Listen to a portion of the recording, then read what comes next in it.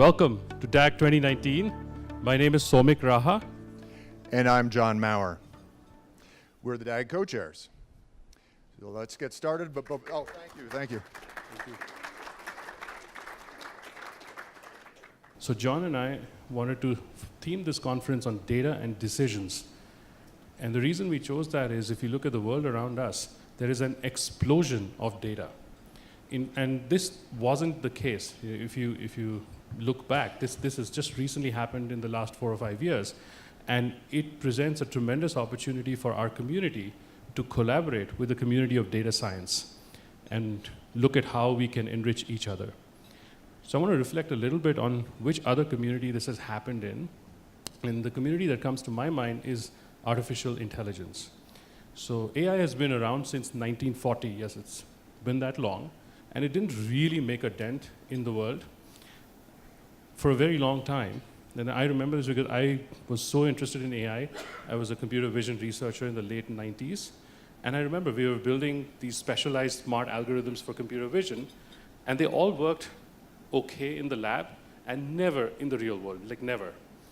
And all of this changed in 2009 when one professor at Stanford University, Fei Li, felt that maybe we were thinking about this upside down. Maybe all our efforts shouldn't be in the algorithms. Some of it should also be in the data that's being used to train these algorithms. So what Fei Li did was she produced a massive database of objects and literally things like cats and dogs. She just labeled them and gave it to AI researchers.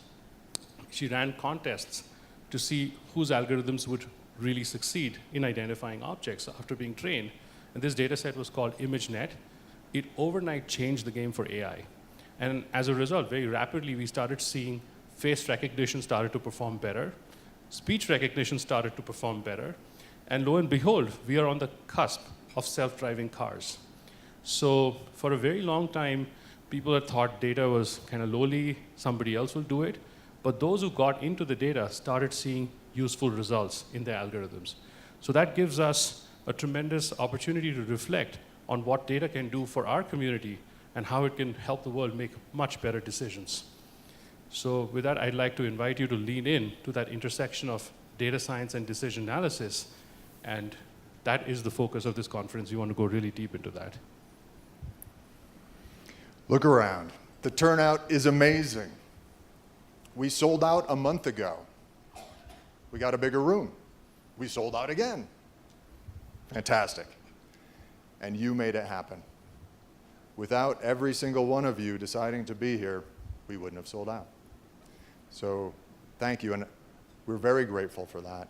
And you could have been anywhere, but we think you chose to be here because there are important conversations going on here, and you're all part of the conversation.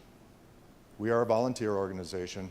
Our speakers are volunteers, and we also think of our attendees as volunteers. Thank you.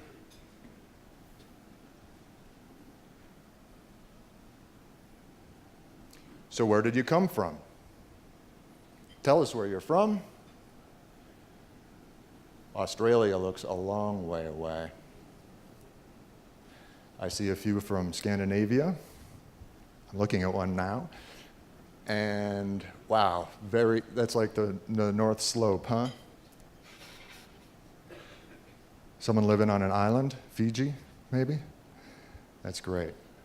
I also hear that we have a Chinese contingent coming. Perhaps they're here already.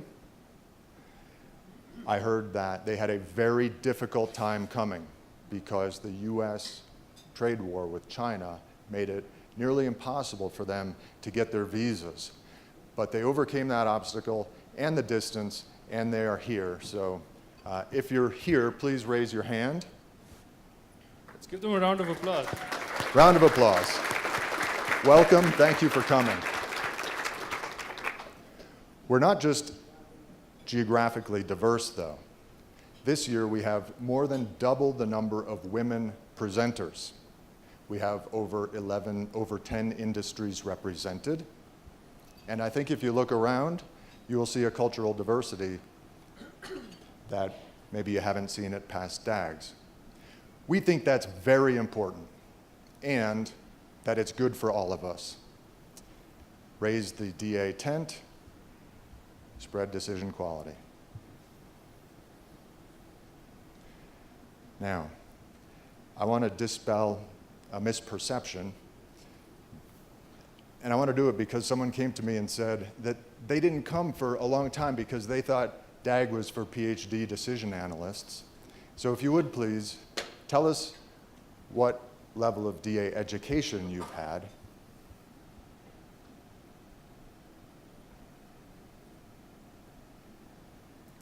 Okay, so we'll put that to rest. The spirit of DAAG is about like-minded professionals coming together, sharing war stories, enjoying each other's camaraderie, and leaving with practical information that we can put to use immediately. So with that, I'm going to turn it back to Somek. Yeah. This is really good, actually. It's showing what the reality is that there's so much to learn in the hallways from each other. So I just wanted to mention that the learning just doesn't happen from center stage. It's happening at your tables. It's happening in the hallways. And E.S. Radhat from Eli Lilly has spent a number of hours preparing a wonderful card for all of you. So it's at your table. It looks like this. And what's interesting is what's behind it. There's a set of questions that you can ask of each other to deepen your learning about data science and decision analysis. So we definitely want to encourage those conversations. And before we launch into this conversation on the future, we have to first honor the past. And that is because we are standing on the shoulder of giants. We would not be here if people hadn't put their blood and sweat year after year in protecting this knowledge of decision analysis and nurturing it and evolving it. And so believe it or not, this is the 25th year of DAAG. How cool is that? Yeah. And what's special about this is DAAG is unlike many other conferences where you do not have paid spots on stage.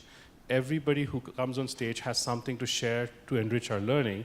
And even if you're from a consulting firm, what we love about DAAG is all our consulting firm companies, they will never sell you anything from here. They're really coming here to share their knowledge. And that's preserved the spirit of DAAG, and I just wanted to honor that.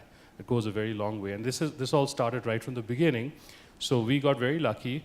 We have 4 of the early founders of DAAG who were there 25 years back, and they are going to share some of the early stories of how it all got started. And I'm going to invite our past president, Ellen Coopersmith, to take the stage and lead us through that. Ellen, welcome.